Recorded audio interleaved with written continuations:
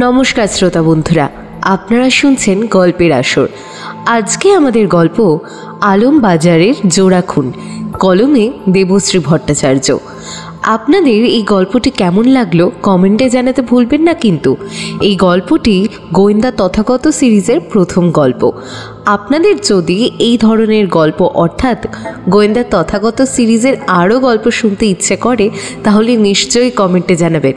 তাহলে আর বেশি বকবক না করে শুরু করা যাক আমাদের আজকের এই নিবেদন।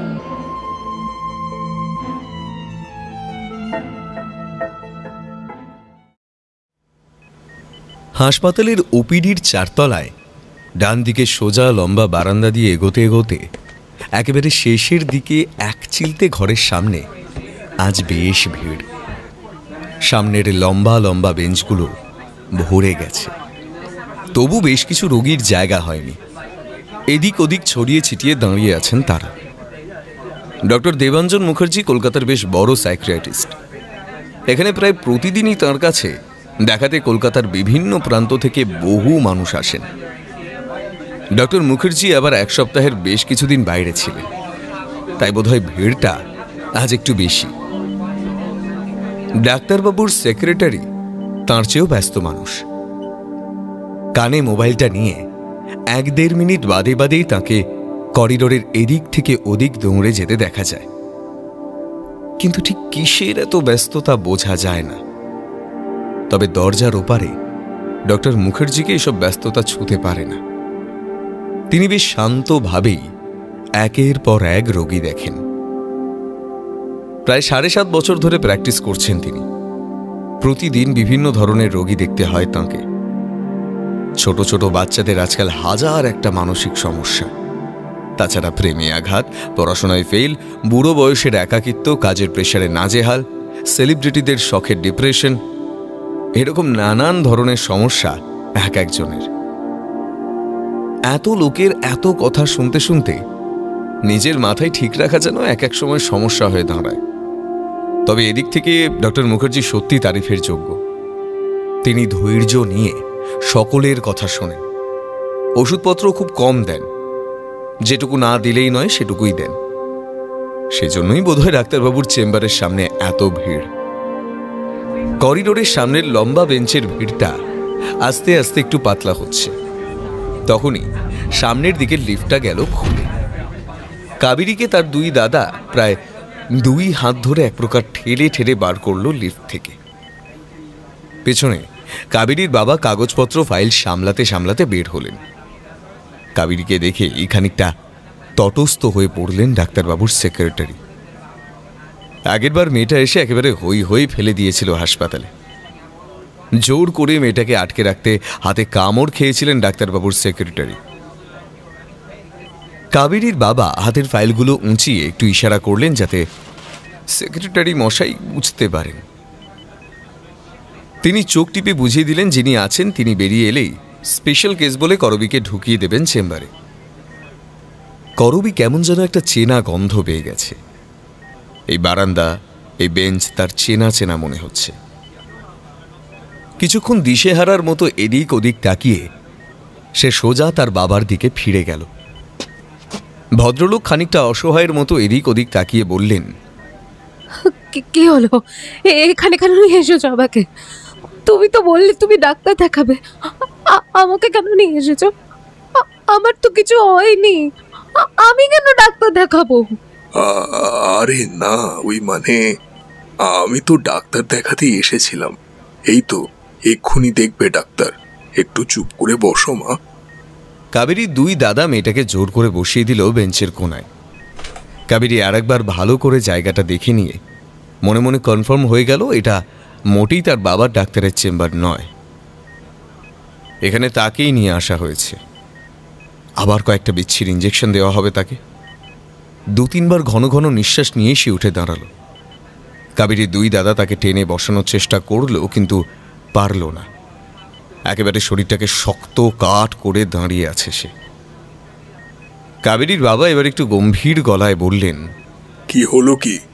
বললাম না ডাক্তারবাবু এক্ষুনি ডাকবেন আমাদের, চুপ করে বসো। কাবেরীর বাবা বিপদে পড়ে গেলেন। স্ত্রীকে আনা হয়নি আজ, কোনো মহিলা নেই সঙ্গে। এই মেয়ে যদি একবার ওয়াশরুমে ঢোকে তবে ওখানেই বসে থাকবে, কেউ ওকে বের করতে পারবে না। কাবেরীর বাবা আবার মৃদু ধমক দিয়ে বলে উঠলেন, চুপ, একদম চুপ। এক্ষুনি ডাক্তারবাবু ডাকবেন, একদম চুপ করে বসো। কাবেরীর চোখ দুটো রাগে যেন বদলে গেল নিমেষে। আমাকে যেতে দিবি না তাই না? হ্যাঁ, তাহলে এখানেই বসে পড়ে কাপড় তুলে। হ্যাঁ। কাবেরীর বাবা প্রচন্ড অস্বস্তিতে আরেকবার সেক্রেটারি মশাইয়ের দিকে তাকালেন। ভদ্রলোক যে বেশ ভয় পেয়ে গেছেন সেটা তার চোখ মুখ দেখেই বোঝা যাচ্ছে। পারে, এই মেয়ে সব পারে। সেক্রেটারি মশাই আর দেরি না করে সমস্ত রুলস অ্যান্ড রেগুলেশন ভেঙে পেশেন্ট থাকা অবস্থাতেই দরজা ঠেলে ঢুকে পড়ল ভেতরে। কাবেরীর বাবা এবার গলার আওয়াজটা একটু নরম করে বললেন, ছি মা, এরকম করতে নেই। তুমি তো আমার লক্ষ্মী মা, তাই না? এরকম করলে লোকে কি বলবে বলো তো? কাবেরী এবার হঠাৎ খিলখিল করে হেসে উঠল। হে মা, আমাকে লক্ষ্মী মেয়ে বলছে। আমি জানি আমি মোটেই লক্ষ্মী মেয়ে নই, আমি একটা পাগলি। তোমরা কেউ আমায় ভালোবাসো না, কেউ না। আমাকে ইঞ্জেকশন দিতে নিয়ে এসেছো তোমরা এখানে, ইঞ্জেকশন দিয়ে আমাকে মেরে ফেলবে। আমি সব জানি, আমি সব জানি। কাবেরীর বাবার গলাটা ধরে এলো। কি যে হয় তার মেয়েটার মাঝে মাঝে। প্রতিবার ইঞ্জেকশন দিতে এলেই এমনটা করে, অথচ ইঞ্জেকশন না দিলেও তো চলে না। কাবেরী হঠাৎ চিৎকার করে কাঁদতে শুরু করল।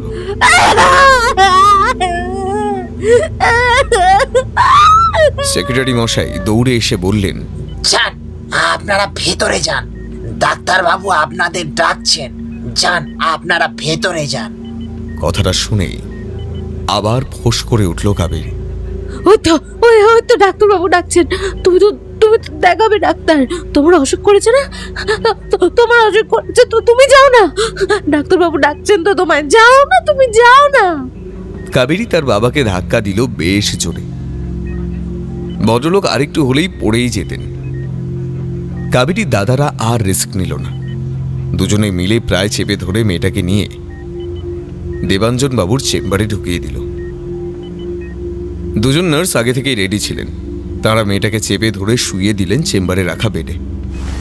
হাত পা যাতে বেশি নাড়াচাড়া না করতে পারে তাই ক্যাপ পরিয়ে দেওয়া হলো। কাবেরী সেই অবস্থাতেই প্রাণপণে চিৎকার করতে লাগল। ডক্টর দেবাঞ্জন হাতে একটা সিরিঞ্জ নিয়ে এগিয়ে আসছেন আস্তে আস্তে। তাকে ওইভাবে আসতে দেখেই কাবেরী চিৎকার করে উঠল আরো জোরে।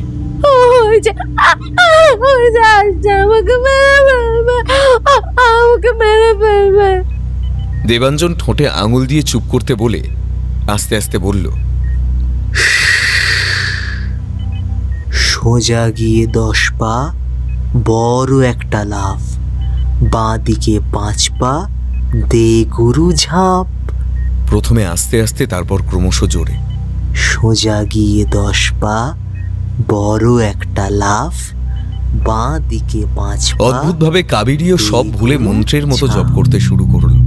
সোজা গিয়ে 10 পা, বড় একটা লাফ, বাঁ দিকে 5 পা দিয়ে গুরু ঝাঁপ। বেশ কিছুক্ষণ একই কথা বিড়বিড় করার ফাঁকে ইঞ্জেকশনটা দিয়ে দিলেন ডক্টর দেবাঞ্জন। ব্যাস, আর কোনো কথা নয়। আস্তে আস্তে ঘুমিয়ে পড়ল কাবেরী। শুধু ঠোঁটটা কাঁপছে একটু একটু করে। প্রথম দিকটা বোঝা যাচ্ছিল, তারপরে সেটাও আর বোঝা যাচ্ছে না। খুব খেয়াল করলে তখন বোঝা যাবে ঠোঁটটা কাঁপছে। এখন মেয়েটাকে অ্যাম্বুলেন্সে করে নিয়ে যেতে হবে। প্রত্যেকবারই এরকমটা হয়। কাবেরীর বাবার চোখে জল এসে গিয়েছিল। ভদ্রলোক চোখের জলটা একটু মুছে বললেন, ডাক্তারবাবু, অনেকগুলো ইঞ্জেকশন তো হলো, আর কতবার এভাবে? মনে হয় না লাগবে বলে, এটাই শেষ। ভদ্রলোক খানিকটা অবাক হয়ে গেলেন। কিন্তু মেয়েটা ঠিক হওয়ার তো কোনো লক্ষণই দেখছি না। কিন্তু ডাক্তারবাবু, ইমপ্রুভমেন্ট তো তেমন কিছু দেখছি না। ডক্টর দেবাঞ্জন হাসলেন। ইমপ্রুভ হচ্ছে কি হচ্ছে না সেটা বুঝতে পারলে তো আজকে আপনি আমার জায়গায় আর আমি আপনার জায়গায় থাকতাম মশাই। তাছাড়া যে ইঞ্জেকশনগুলো দিলাম সেগুলো কাজ করতে একটু সময় লাগে। ইট নিড সাম টাইমস। কাজ করা একবার চালু করলে তখন আপনারা ইমপ্রুভমেন্ট নিশ্চয়ই দেখতে পাবেন। এখন ওকে বাড়ি নিয়ে যান। কাবেরীর দাদারা জানে ইঞ্জেকশন দেওয়ার পর বোন বেশ অনেকক্ষণ অজ্ঞান থাকে। জ্ঞান ফেরার পরেও খুব একটা চলতে টলতে পারে না, শুয়ে শুয়ে কি যেন বিড়বিড় করে। তাই ওকে বাড়ি নিয়ে যেতে হলে অ্যাম্বুলেন্স তো লাগবে, তাই আগে থেকেই সব ব্যবস্থা করা ছিল। একটু বাদেই পাড়া কাঁপাতে কাঁপাতে অ্যাম্বুলেন্স ছুটে গেল ডানলপে কাবেরীর বাড়ির দিকে। সারাটা দিন মেয়েটার বকবকে অতিষ্ঠ হয়ে থাকে বাড়ির মানুষ। একটু পান থেকে চুন খসলেই একেবারে তুল কালাম বাঁধিয়ে দেয়। সেদিক দিয়ে দেখতে গেলে আজ বাড়ির মানুষ একটু নিশ্চিন্তে থাকবে, অন্তত আজ আর মেয়েটা বিছানা ছেড়ে উঠতে পারবে না। কিন্তু তার বদলে পরদিন সকালে যে এমন একটা ভয়ঙ্কর ব্যাপার হবে সেটা বোধহয় ঘুণাক্ষরেও ভাবতে পারেননি কাবেরীর বাবা দিগন্ত দত্ত। সকালবেলা আদর করে কাবেরীর ফেভারিট আদা চা নিয়ে মেয়েকে ডাকতে গিয়ে দেখলেন মেয়ে বিছানায় নেই। এটা সাধারণত হয় না। ইঞ্জেকশন নেওয়ার দুদিন পরও কাবেরী একা একা হাঁটতে পারে না। ওয়াশরুমে যেতে গেলেও সঙ্গে কাউকে লাগে। এভাবে একা একা কোথায় যে গেল মেয়েটা। দিগন্তবাবু তাড়াতাড়ি ওয়াশরুম দেখলেন, নেই, কাবেরী সেখানে নেই।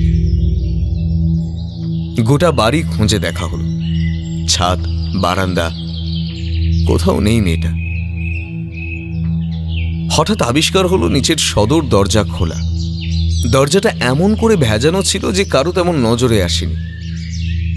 দরজা খুলে বাইরে আসা হলো, সারা পাড়া খুঁজে দেখা হলো, কোথাও নেই কাবেরী।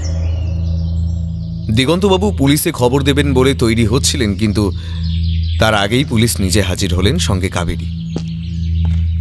দিগন্তবাবু থতমত খেয়ে দেখলেন মেয়ের হাতে হাত করা।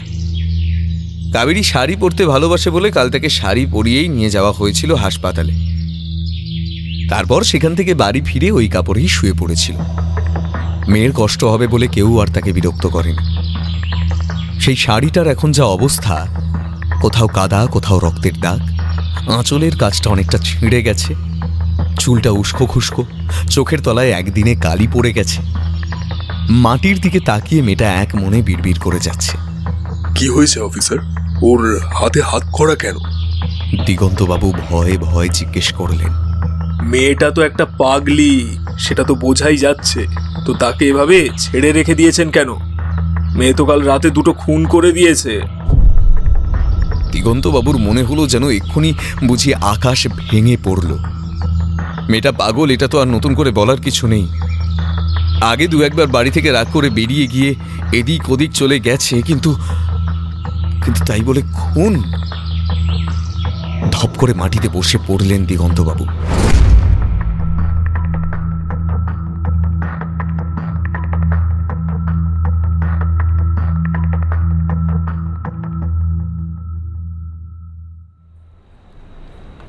শ্যামবাজারের তেলিপাড়া লেনের মুখে 4 তলার উপরে সেই বিখ্যাত ঘরখানায় তখন তথাগত এক মনে কি একটা মোটা বই পড়ছিল। দিগন্তবাবু এসে দরজায় টোকা দিতে খানিকটা চমকেই তাকালো সে। সকালে ফোনে কথা হলেও এক্ষুনি ঠিক কিছু যেন মনে করতে পারল না। দিগন্তবাবু আমতা আমতা করে বললেন, আমাকে পৌলমী পাঠিয়েছিল আপনার কাছে ওই আমার মেয়ের ব্যাপারে। এবার যেন সব মনে পড়ে গেল তথাগত। ও হ্যাঁ, সরি, আসলে বই পড়ছিলাম তো, তাই হঠাৎ করে ঠিক ধরতে পারিনি। আসুন না, বসুন। দিগন্তবাবু খানিকটা থতমত খেয়ে ঘরের চারিদিকে দেখলেন। তথাগতর ঘরের এটাই বৈশিষ্ট্য, এখানে চেয়ার, টেবিল, খাট, বিছানা কিচ্ছু নেই। মাটি থেকে ছাদ অবধি শুধু বইতে ঠাসা। দিগন্তবাবুকে বসার কথা বলে বোধহয় নিজেই বুঝেছে সে কথাটা বলা ভুল হয়ে গেছে। আপনি কোথায় বসবেন, তাই না? কি বাবা, আসলে আমি তো বইয়ের ওপরেই বসি, তা আপনি? ঠিক আছে, অসুবিধা নেই, আমি দাঁড়িয়েই আছি। ভদ্র সমাজে এটা একেবারেই অসভ্যতার লক্ষণ, কিন্তু এসব কথা তথাগত বুঝলে তো হয়েই গিয়েছিল। দিগন্তবাবু যে দাঁড়িয়ে দাঁড়িয়ে কথা বলে যাচ্ছেন সেদিকে তথাগত তেমন পাত্তা দিলে না। হ্যাঁ, কি হয়েছে একটু খুলে বলুন তো। পৌলমী বলছিল আপনার কথা। ভদ্রলোক বলতে শুরু করলেন। আমার মেয়ে কাবেরী, বছর 22-এর একটা মেয়ে, কিন্তু কি আর বলবো, মেয়েটার মাথাটা ঠিক নেই।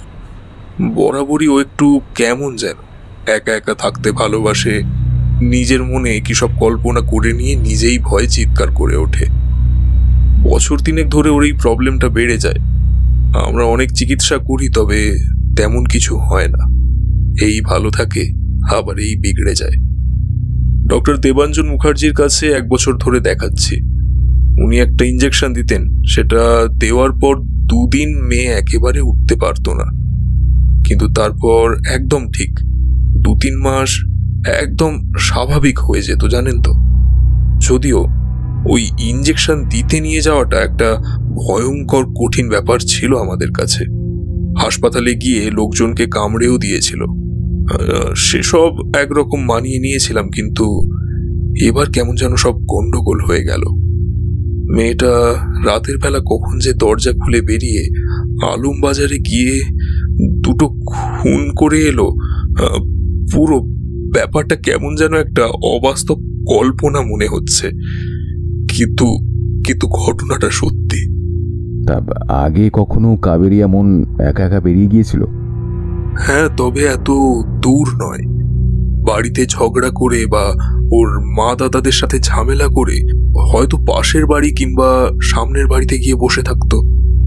আমরা সেজন্য সবসময় সদর দরজায় তালা দেওয়ার ব্যবস্থা করি।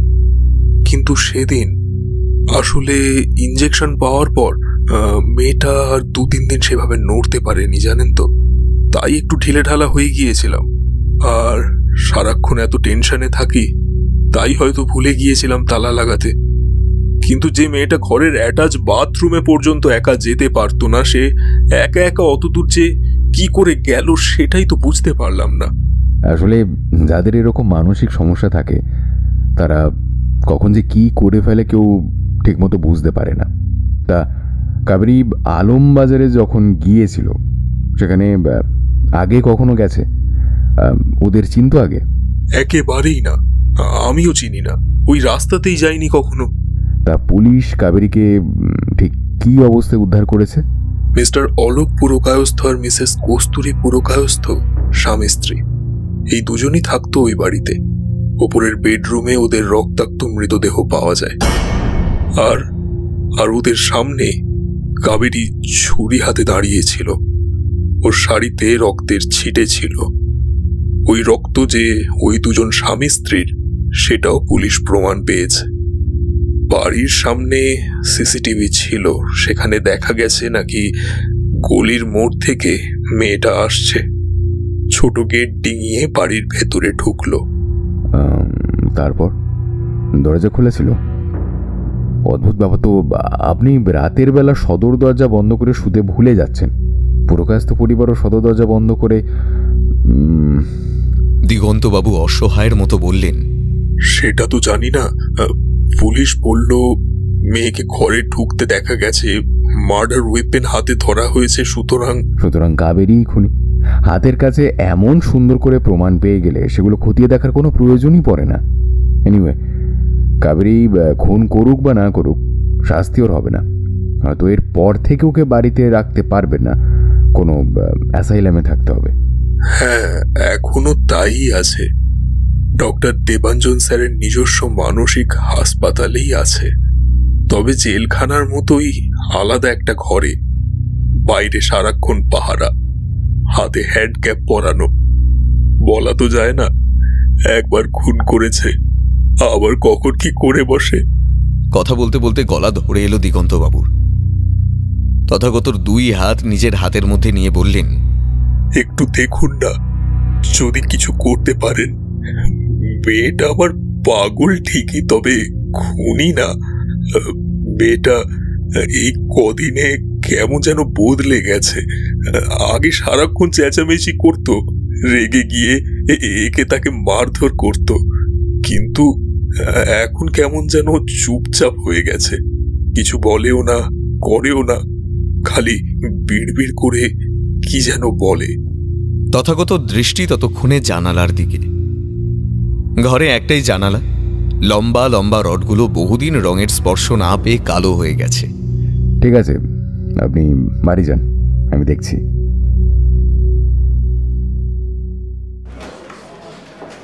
আলমবাজার থানায় খুব একটা ভিড় নেই আজকে। ইন্সপেক্টর বড়াল বসেছিলেন নিজের চেম্বারে।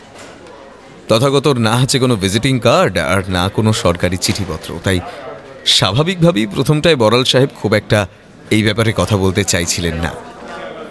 তারপর অবশেষে লালবাজার থেকে পৌলমীর ফোন আসার পরে তিনি একটু চেয়ারে হেলান দিয়ে বসে পড়লেন। বললেন, এই কেসটায় ঠিক কি আছে এটা কি বলুন তো? আপনি যে এসে তদন্ত করবেন, আরে আমরা মেয়েটাকে একেবারে হাতে নাতে ধরেছি। হাতে নাতে মানে ঠিক কি বলতে চাইছেন বলুন তো? হাতে নাতে মানে হাতে নাতে। মেয়েটাকে যখন আমরা দেখি তখন ওর হাতে একটা ধারালো ছুরি ছিল, ওর শাড়ি কাপড়ে রক্তের ছিটে, সেই রক্তের ছিটে ওই পুরকায়স্থ দম্পতির। আর কি প্রমাণ চান বলুন তো আপনি? মেয়েটাকে ছুরি হাতে দাঁড়িয়ে থাকতে দেখেছেন, ছুরিটা ওই দম্পতির বুকে ঢুকিয়ে দিতে দেখেছেন? পুলিশ অফিসার খানিকক্ষণ ফ্যাল ফ্যাল করে তাকিয়েছে, বললেন, গোয়েন্দা সিনেমা দেখে গোয়েন্দা হয়েছেন বুঝি? সেই বস্তা পচা সাফাই দেওয়ার ভঙ্গি মেয়েটা ওই দম্পতিকে বাঁচাবার জন্য তাদের রক্তাক্ত দেহ থেকে ছুরিটা তুলে নিল, তাইতেই ওর শাড়িতে রক্তের ছিটে পড়লো। এই সব বলবেন তো? আচ্ছা, একটা পাগলি মেয়ে হঠাৎ করে এতটা দূরে অচেনা একটা বাড়িতে দুজন প্রায় মৃত মানুষকে বাঁচাতে আসছে, ব্যাপারটা কেমন একটা যেন না? তথাগত হালকা হেসে বলল, ঠিক, একদম ঠিক, কিন্তু এটাও তো ঠিক। একটা পাগলি মেয়ে হঠাৎ কোথাও কিছু নেই, রাতের বেলায় অসুস্থ অবস্থায় এতটা দূরে এসে কেন সম্পূর্ণ অচেনা দুজন মানুষকে খুন করতে যাবে বলুন তো? পুলিশ অফিসার খানিকক্ষণ কি যেন ভেবে বললেন, কে বললো অচেনা? ওই মেয়েটা তো আগেও কয়েকবার পালিয়েছে বাড়ি থেকে। ওর বাবা মা হয়তো জানে না যে কোথায় রাস্তাঘাটে দেখা হয়েছে, ঝগড়া হয়েছে। এসব খবর বাড়ির লোকে জানে নাকি? তথাগত কিছুই বলল না, শুধু হাসল। পুলিশ অফিসার নিজেও বোধহয় বুঝতে পেরেছেন তিনি একটা উল্টোপাল্টা যুক্তি খাড়া করে দিয়েছেন। দেখুন, চান দেবাঞ্জন বাবুর হাসপাতালেই তো আছে মেয়েটা, ওখানে গিয়ে কি তদন্ত করার করবেন?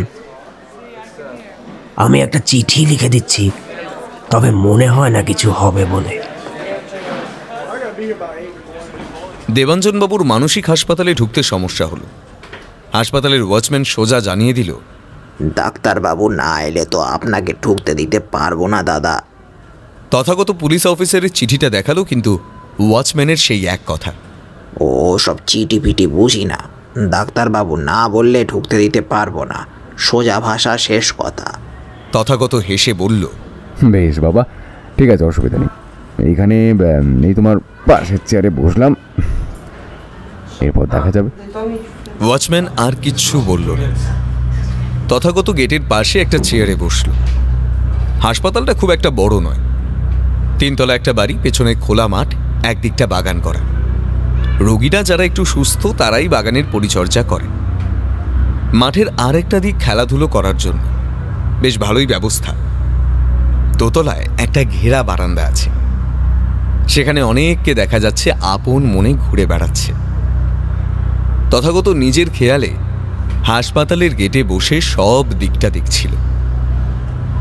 হঠাৎ দেখল এক ফকির বাবা ঢুকে গেল হাসপাতালে। লম্বা চুলদাড়িতে মুখ ঢাকা, হাতে একটা ঝাড়ু, কিসব মন্ত্র বিড়বিড় করতে করতে কোনো দিকে না তাকিয়ে সোজা এগিয়ে গেল। তথাগত গলা বাড়িয়ে হাসপাতালের ভেতরে দেখার চেষ্টা করল। গেট থেকে খুব একটা কিছু দেখা গেল না। কথা বলতে বলতেই একটা নীল সুইফট ডিজায়ার সোজা ঢুকে গেল গেট দিয়ে। ওয়াচম্যান একটা লম্বা সেলাম ঠুকলে, কিন্তু তার কোনো প্রত্যুত্তর বন্ধ কাঁচের ওপার থেকে এলো কিনা বোঝা গেল না। তথাগত এবার সেই ওয়াচম্যানকে বলল, হয়েছে তো, ডাক্তারবাবু এসে গেছেন, এবার তো যান একবার চিঠিটা নিয়ে। চিঠি দেখানোর পরেও তথাগতকে 1 ঘন্টা মতো বসে থাকতে হলো। এবার অবশ্য বাইরের গেটে, দারোয়ানের পাশে না, দেবাঞ্জনবাবুর চেম্বারে। ডাক্তারবাবু এসে আগে রোগী দেখবেন, তারপর কথা বলবেন, সেটাই খুব স্বাভাবিক।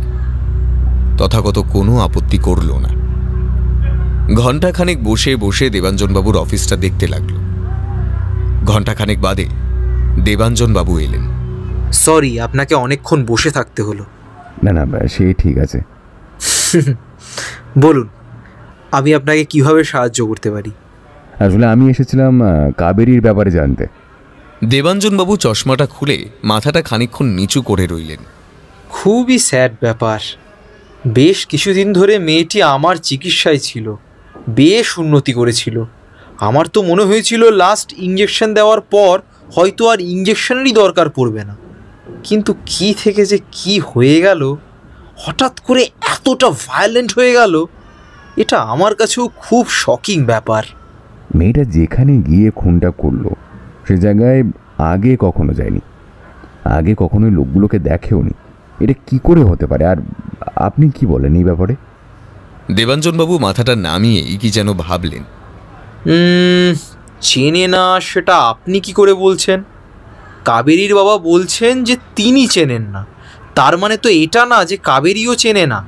হয়তো হাসপাতালে আসতে গিয়ে দেখা হয়েছে, ওদের দেখেই ভয় পেয়েছে কাবেরী, তাই জন্য মাঝরাতে ঠিকানা খুঁজে খুন করে দিয়ে এলো। ডক্টর দেবাঞ্জনের যুক্তিগুলো কেমন সেই পুলিশ অফিসারের মতোই মনে হলো। পুলিশ অফিসারের অবশ্য স্বার্থ আছে, কোনো মতে কেসটা ক্লোজ করতে পারলে তার খাতায় টিক পড়ে যাবে।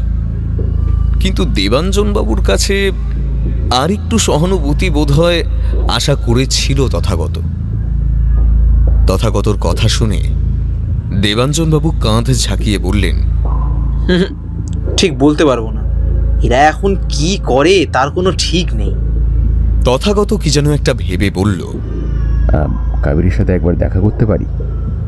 চিন্তা করবেন না, এই ব্যাপারে আমারও কিছু পড়াশোনা আছে।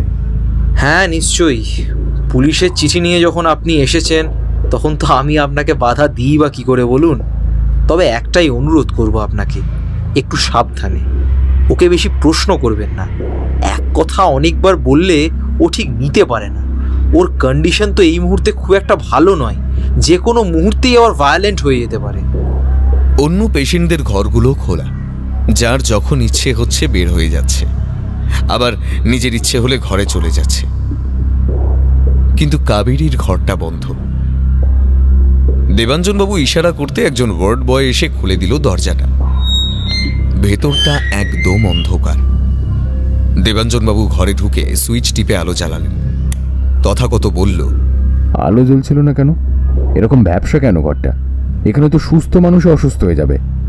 দেবাঞ্জনবাবু এবার বেশ বিরক্ত হয়ে বললেন, ও বেশি আলো পছন্দ করে না, আমরা পেশেন্টদের ওপর খুব একটা জোর করি না। আপনার কি জানার আছে প্লিজ একটু তাড়াতাড়ি জেনে নিন, আমাকে আবার একটু বেরোতে হবে। তথাগত এগিয়ে গেল কাবেরীর কাছে। মেয়েটা হাঁটু দুটো বুকের কাছে চেপে ধরে গুটি সুটি মেরে বসে আছে। কি যেন বলে চলেছে বিড়বিড় করে, কিছু বোঝা যাচ্ছে না। তথাগত আরো খানিকটা এগিয়ে এলো, কিন্তু তাও কিছু বুঝতে পারল না। এবার আলতো করে ডাকলো তথাগত, কাবেরী, কাবেরী। এবার কাবেরী কেমন যেন ফস করে ঘাড় তুলে তাকালো তথাগতর দিকে। দু চোখে ভয়ঙ্কর রাগ। এবার জোরে চিৎকার করে বলে উঠল, সোজা গিয়ে 10 পা বড় একটা লাফ, বাঁ দিকে 5 পা দে গুরু জাপ। একবার দুবার নয়, পরপর কয়েকবার তরতর করে বলে গেল। তথাগত তাকালো দেবাঞ্জনের দিকে। তিনি মাথা নাড়তে নাড়তে বললেন, তথাগত বাবু, আমাদের বেশিক্ষণ এখানে থাকাটা ঠিক হবে না, আপনি চলুন চলুন। আমার মনে হয় না যে আপনার প্রশ্নের ও ঠিকঠাক মতো উত্তর দিতে পারবে বলে। তথাগত বেরিয়ে এলো। দেবাঞ্জনবাবু নিজের ঘরেই আলো নিভিয়ে দরজাটা টেনে দিলেন। তথাগত জিজ্ঞাসা করল, কি বলছে ও? কি জানি, ঠিক বলতে পারবো না। মেবি এটা একটা নতুন সিমটম ওর, কয়েকদিন না দেখলে ঠিক বোঝা যাবে না। তথাগত বাবু কিছু মনে করবেন না, আই হ্যাভ আ মিটিং। কই, আপনার কি আর কিছু জিজ্ঞাসা আছে? তথাগত মাথা নাড়ল।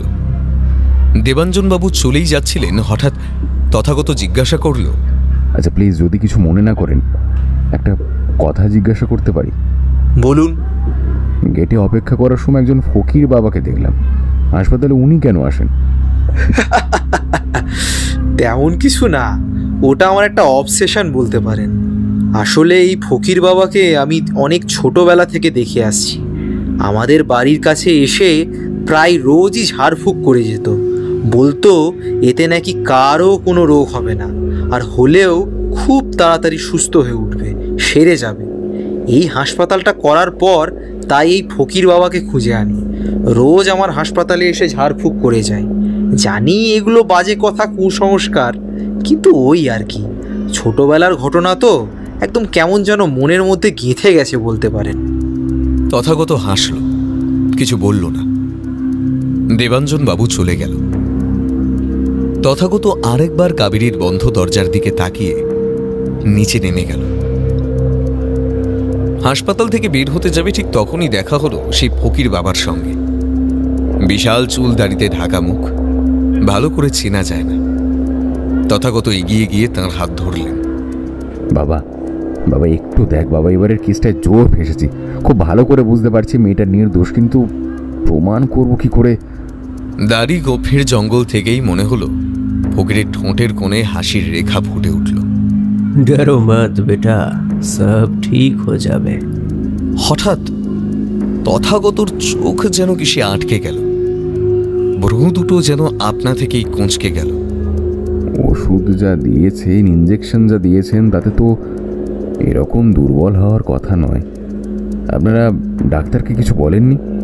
তথাগত কাবেরীর বাড়িতে বসে তার প্রেসক্রিপশনের ওষুধ মিলিয়ে মিলিয়ে মোবাইল থেকে সব কটা ওষুধের বৈশিষ্ট্য দেখছিল। দেবাঞ্জনবাবু যথেষ্ট বড় ডাক্তার, ওরকম কিছু জিজ্ঞাসা করলে খুব বিরক্ত হন। তাছাড়া উনি বলেছিলেন আস্তে আস্তে ব্যাপারটা গা সওয়া হয়ে গেলে ওটা ঠিক হয়ে যাবে। কাবেরীর বড় দাদা বসন্ত বলল কথাগুলো। দিগন্তবাবু এ কদিনে বেশ ঝিমিয়ে গেছেন। আগের দিন যাও বা কথা বলছিলেন, আরও একটা দিন এমনি এমনি কেটে যাওয়ার পর তিনি যেন আরো চুপচাপ হয়ে গেছেন। তথাগত আরও একবার প্রেসক্রিপশনের ওষুধের বৈশিষ্ট্যগুলো দেখল, কিছুই সন্দেহজনক চোখে পড়ল না।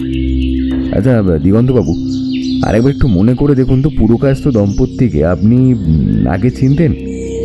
মানে এমনি হয়তো কখনো রাস্তাঘাটে কখনো দেখা হয়েছে, ট্রেনে বাসে সিট নিয়ে ঝামেলা, হাসপাতালে লাইনে দাঁড়ানো নিয়ে কথা কাটাকাটি, কাবেরী এমন কিছু দেখেছিল? দিগন্তবাবু যেন আরো ঝিমিয়ে গেলেন। আপনিও তাহলে ওদের মতোই কথা বলছেন? তথাগত মাথা নিচু করে নিল। তার মানে দিগন্তবাবুকেও পুলিশ অফিসার কিংবা দেবাঞ্জনবাবু এই কথাগুলোই বলেছে।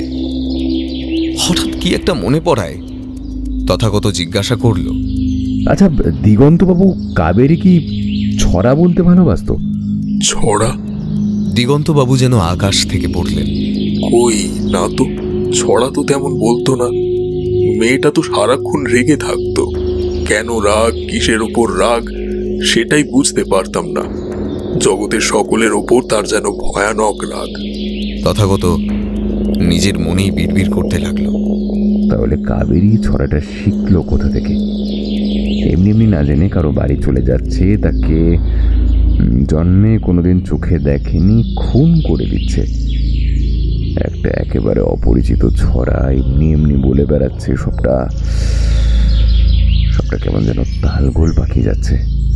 অপরিচিত ছড়া? দিগন্তবাবু ভ্রু কুঁচকে সোজা হয়ে বসলেন। কোন অপরিচিত ছড়া বলুন তো? তথাগত মনে করে করে বলল, সোজা গিয়ে 10 পা বড় একটা লাফ, বাঁ দিকে 5 পা দে গরু ছাপ। একটা হালকা হাসির রেখা ফুটে উঠল দিগন্তবাবুর ঠোঁটের কোণে। ও আচ্ছা আচ্ছা, তাই বলুন। না আসলে ওটা ঠিক ছড়া নয়, তাই প্রথমটা বুঝতে পারিনি। এটা দেবাঞ্জন বাবুই ওকে শিখিয়েছিলেন। এটা একটা টেকনিক বলতে পারেন। কাবেরী যখন প্রচন্ড ভায়োলেন্ট হয়ে যেত, তখন দেবাঞ্জন বাবু ওকে থামানোর জন্য একটা অদ্ভুত সুরে এই ছড়াটা বলতো।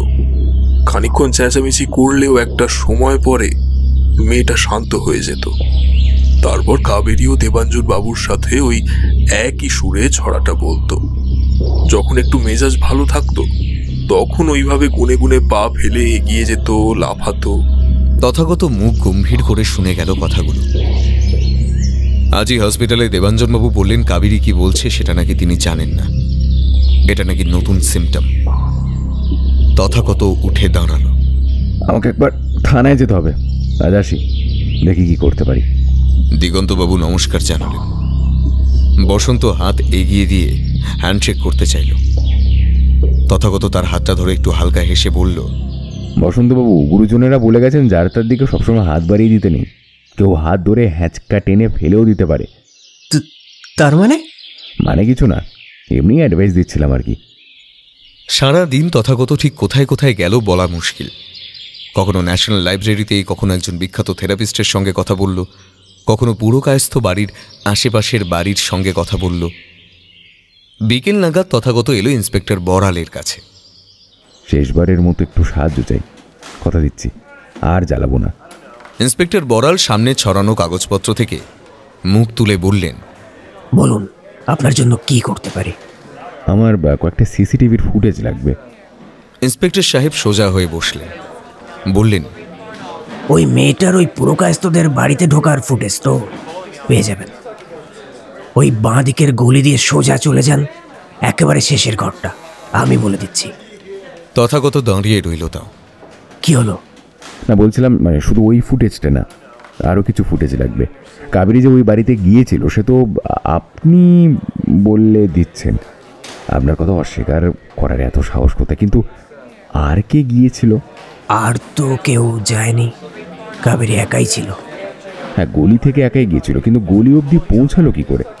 ইন্সপেক্টর সাহেব, আমার দিগন্তবাবুর বাড়ি থেকে পুরকায়স্থদের বাড়ি অবধি সব কটা ফুটেজ লাগবে। আর পুরকায়স্থদের বাড়ির আশেপাশে ওই ঘটনার আগে কে কবার এসেছিল সেটারও ফুটেজ লাগবে।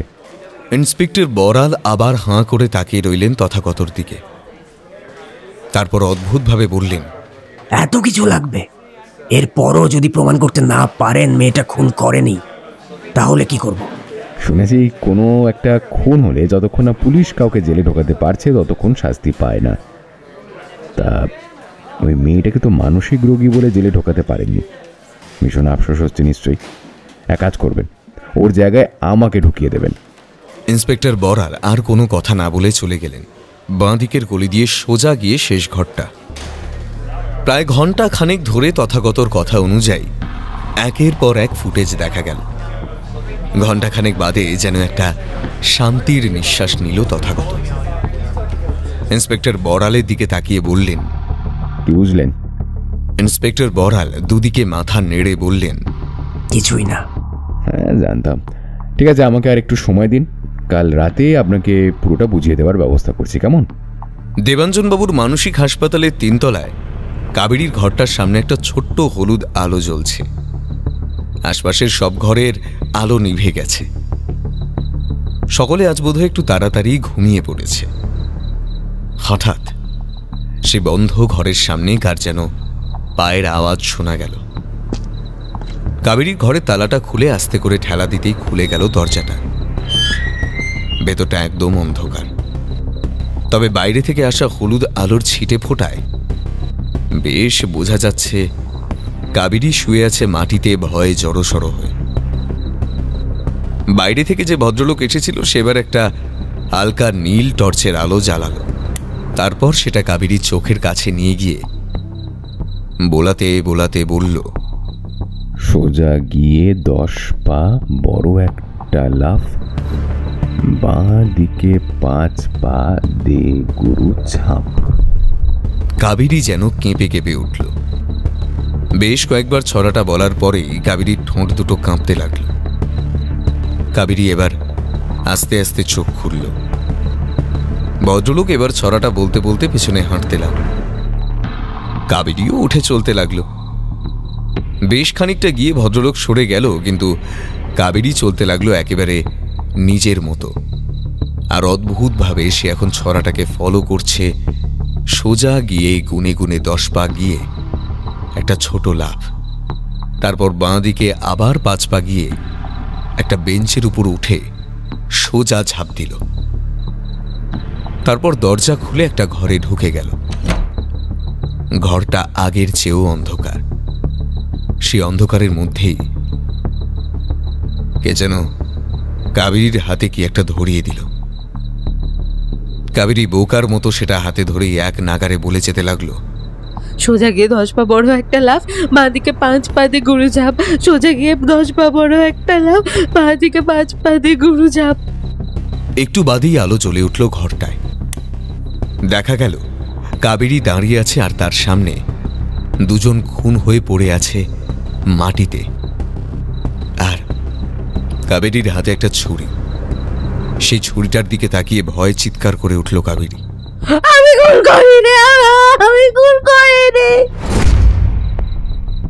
ঘটনাটা ঘটার পর থেকেই এই প্রথমবার বোধহয় কাবেরী খুব স্বাভাবিকভাবে বলল সে খুন করেনি। দিগন্তবাবু কাছেই দাঁড়িয়েছিলেন। এতক্ষণ বোধহয় অন্ধকারের জন্য তাকে দেখা যায়নি। মাটিতে যে দুজনের লাশ পড়েছিল সেটা কারো লাশ নয়, দুটো পুতুল মাত্র।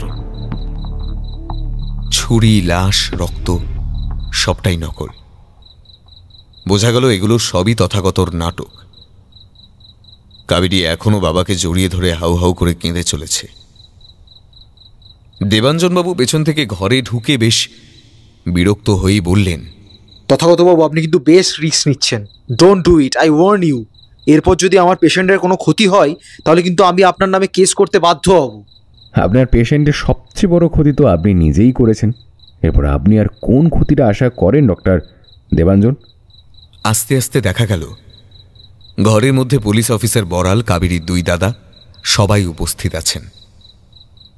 তথাগত সবার দিকে একবার তাকিয়ে নিয়ে বলল, এ বাবা, আপনার চাইল্ডহুড অবসেশন ফকির বাবাকে বড্ড মিস করছি। ওনাকেও তো আজ এখানে থাকতে বলেছিলাম। দেবাঞ্জনবাবু, আপনি কি ওই ফকির বাবাকে কিছু জানাননি? দেবাঞ্জনবাবু এদিক ওদিক তাকিয়ে খানিকটা বিরক্তির সুরে বলল, বলেছিলাম উনি রাতের বেলায় কোথাও আসেন না বললেন, তাই আর জোর করিনি। আমার মনে হয় না যে ওর থাকা বা না থাকাটা খুব একটা ম্যাটার করবে বলে। তাই নাকি? আপনাকে ঠিক কে বললো বলুন তো ওর এখানে থাকাটা দরকারি না অদরকারি? দেবাঞ্জনবাবু আর কিচ্ছু বললেন না। তবে তিনি যে মোটেও খুশি নন সেটা বেশ বোঝা যাচ্ছে। তথাগত ইন্সপেক্টর বড়ালের দিকে তাকিয়ে বললেন, কিছু বুঝলেন? ইন্সপেক্টর বড়াল ঘাড় নাড়লেন। বোঝেননি? ঠিক আছে, কোনো অসুবিধা নেই। সেদিন ঠিক কী হয়েছিল সেটা বোঝাবার জন্যই আজকের এই নাটকটা করেছি। সেদিনও ঠিক এই রকম ব্যাপারই হয়েছিল। দেবাঞ্জনবাবু, কোথাও ভুল কিছু বললে আপনি একটু ধরিয়ে দেবেন প্লিজ। কিন্তু তার আগে আমার ওই ফকির বাবাকে একটু দরকার ছিল। দেবাঞ্জনবাবু তো ওকে আনেননি, দেখি আমি যদি ওকে ম্যাজিক করে হাজির করতে পারি। সকলকে অবাক করে দিয়ে তথাগত নিজের ব্যাগ থেকে একটা নকল দাড়ি আর চুল নিয়ে এসে বসন্তবাবুকে পরিয়ে দিল। একেবারে ফকির বাবার মতন লাগছে, শুধু ড্রেসটা আলাদা আর কানের ঝোলাটা নেই, পুরো ফকির বাবা। বসন্তবাবু চরম বিরক্তি নিয়ে নকল চুল দাড়ি সরিয়ে ফেলে বলল, এসব কি হচ্ছে? এদি আপনি কি প্রমাণ করতে চান? এগুলো আপনার ঘর থেকে উদ্ধার করেছি বসন্তবাবু। গলার আওয়াজটা একটু আস্তে করুন। আপনাকে বলেছিলাম মনে আছে, যখন তখন যার তার দিকে হাত বাড়িয়ে দেবেন না, বিপদে পড়ে যাবেন। আপনার ডান হাতের কবজির কাছে একটা ট্যাটু আছে, ত্রিশূলের ট্যাটু। সেই একই ট্যাটু সেদিন সকালেই আমি দেখেছিলাম ফকির বাবার হাতে। পুরকাস্তর বাড়ির আশপাশে ঘটনার বেশ কয়েকদিন আগেও ফকির বাবাকে দেখা গেছে। আপনি কি বলছেন কিছুই তো বুঝতে পারছি না। বুঝিয়ে বলছি। বেশ অনেক বছর আগের ঘটনার সূত্রপাত। পুরকাস্ত দম্পতি বাঁকুড়ার দিকে একটা অনাথ আশ্রম চালাতেন, এখনও চালান। তবে এই আশ্রমের এগেনস্টে বেশ কয়েকবার নানান রকম কথা ওঠে। এখান থেকে নাকি বাচ্চা পাচার হয়ে যায়, সেক্সুয়াল হ্যারাসমেন্ট হয় অনেকের সাথে। তবে সেরকম কোনো প্রমাণ না থাকায় কোনো রকম শাস্তি এদের হয়নি। আজ থেকে প্রায় 20 বছর আগে একটি 15-16 বছরের মেয়েকে নগ্ন অবস্থায় পাওয়া যায় আশ্রমের পেছনের পরিত্যক্ত জমি থেকে। সে সময় মেয়েটির 10 বছরের ভাই একটা ধারালো ছুরি নিয়ে তেড়ে যায় ওই অলোক পুরকাস্তের দিকে। ছেলেটির দাবি এই আলোকবাবুই নাকি তার দিদিকে খুন করেছে। দিদি আর ভাই দুজনেই মেদিনীপুরের একটা বন্যার পর বাবা মাকে হারিয়ে আসে এই আশ্রমে। এই ঘটনার পর ছেলেটিকে আর ওই আশ্রমে রাখা সম্ভব হয়নি। অলোকবাবুর দাবি ছিল দিদির ওই অবস্থা দেখে নাকি ভাইয়ের মাথা খারাপ হয়ে গেছে। অলোকবাবুর বাড়ির পুরনো ফাইল থেকে এই ঘটনা জানা যায়। যাই হোক, 10 বছরের ভাইটির জায়গা হয় সংশোধনাগারে। সেখান থেকেই পড়াশোনা করে ছেলেটি ডাক্তার হয়, কিন্তু ছোটবেলার সেই ঘটনা পুরোপুরি মন থেকে মুছে ফেলতে পারে না। বিখ্যাত সমাজসেবক অলোক পুরকাস্ত আর তার স্ত্রী কস্তুরী পুরকাস্তের বাড়ি খুঁজে পেতে দেরি হয় না সেই ছেলেটি। আর খুঁজে পাওয়ার পর থেকেই চলে প্ল্যান কষা। এর মধ্যেই তার সাথে দেখা হয়ে যায় কাবেরীর। কাবেরীর মানসিক সমস্যা আছে, রেগে গেলে হিতাহিত জ্ঞান থাকে না, কি যে করে দেবে তা কেউ জানে না। এরকমই একজন কাউকে খুঁজছিলেন সেই দিদির ভাইটি। কিন্তু এই কাবেরীকে পুরোপুরি হাতের মুঠোয় আনার জন্য দরকার ছিল আর একজনের, কাবেরীর খুব কাছের কেউ। সেটা পেতেও খুব একটা কষ্ট করতে হলো না। বসন্তবাবু বোনের ব্যাপারে একেবারে বীতশ্রদ্ধ হয়ে উঠেছিলেন। একে বোনের চিকিৎসার জন্য এক গাদা টাকা খরচা, তার উপর পাগল বোনের জন্য লোকের কাছে অপমানিত হওয়া, বিরক্তির শেষ সীমায় পৌঁছে গিয়েছিলেন তিনি। সেই সময় একটা ভালো প্রস্তাব দিল আমাদের দিদির ভাই। কাবেরীকে এই খুনের ষড়যন্ত্রে ফাঁসিয়ে দিলে দুদিক থেকে লাভ হবে। মানসিক রোগী হিসেবে কাবেরীর কোনো শাস্তি হবে না, কিন্তু সে গ্রেপ্তার হবে। আর গ্রেপ্তার হলে অবশ্যই তার চিকিৎসার খরচ হবে সরকারের। আর সে চিকিৎসা যাতে কোনোদিনই ঠিকভাবে না হয়, অর্থাৎ কাবেরী যাতে চিরকালের জন্য মানসিক হাসপাতালের অন্ধকার ঘরে থেকে যায়, সে দায়িত্ব আমাদের দিদির ভাইয়ের। এটা খুব ভালো প্রস্তাব মনে হয় বসন্তবাবুর কাছে। কাবেরীর কোনো শাস্তি হচ্ছে না, আবার তার কোনো দায়িত্ব নিতে হচ্ছে না। আপনি এসব কি বলছেন বলুন তো? আপনি কিন্তু জোর করে পুরো ব্যাপারটা আমার ওপর চাপিয়ে দিচ্ছেন তথাগত বাবু। I warn you. তথাগতকে প্রায় মাঝপথে থামিয়ে দিয়ে চিৎকার করে উঠলেন ডক্টর দেবাঞ্জন। যতটা জোরে দেবাঞ্জনবাবু চিৎকার করলেন, ঠিক ততটাই শান্তভাবে তথাগত বলল, আপনি এমন চিৎকার করছেন কেন? এখনো পর্যন্ত একবারও আপনার নাম নিয়েছি নাকি আমি? আমি তো দিদির ভাইয়ের কথা বলছি।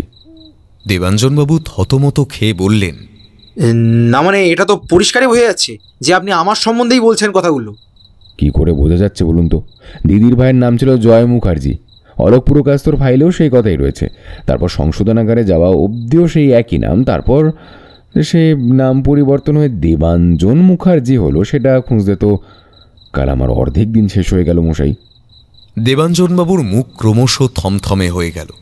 ওদিকে বসন্তবাবু চিৎকার করে উঠল, সব মিথ্যে, আমাকে আমাকে ফাঁসানো হচ্ছে। কিচ্ছু ফাঁসানো হচ্ছে না বসন্তবাবু, কিচ্ছু ফাঁসানো হচ্ছে না। আপনার আর দেবাঞ্জনবাবুর সমস্ত কল ডিটেলস পুলিশের কাছে আছে। ঘটনার দিন প্রায় সারা রাত আপনাদের কথা হয়।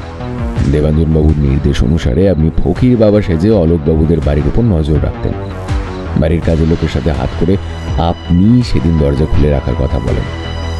পুলিশের জেরায় লোকটি সব স্বীকার করেছে।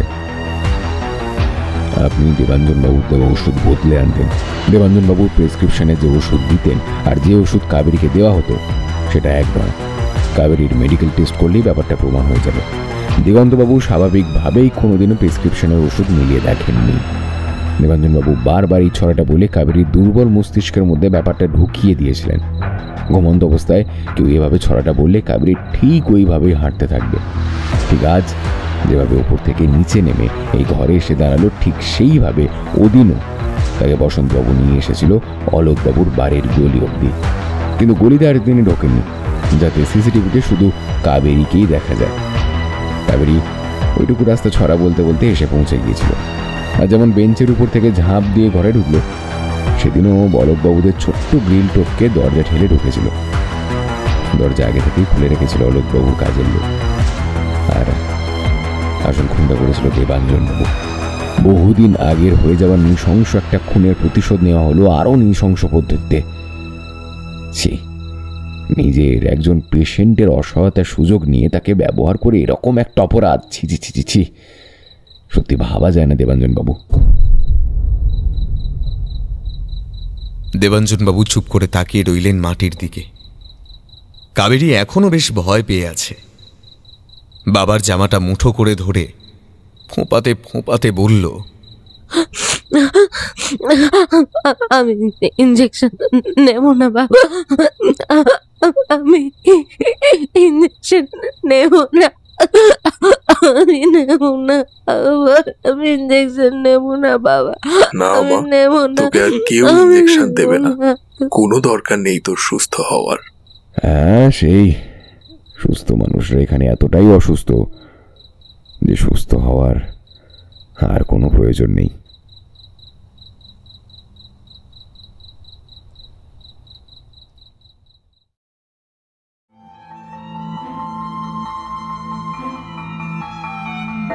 এতক্ষণ আপনারা শুনছিলেন দেবশ্রী ভট্টাচার্যের কলমে আলম বাজারের জোড়া খুন।